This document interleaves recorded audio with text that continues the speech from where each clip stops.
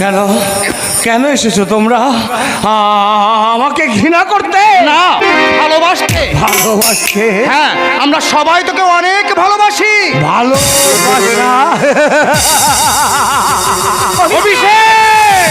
না, এই পৃথিবীতে মানুষ কখনো মানুষকে ভালোবাসতে পারে না। স্বার্থের জন্য ভালোবাসার ভান করে।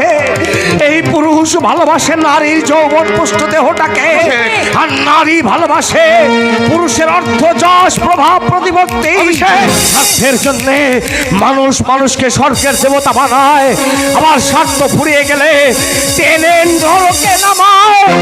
নরকে নরকে। অভিষেক! অভিষেক কথা শোনো। দেখলেন তো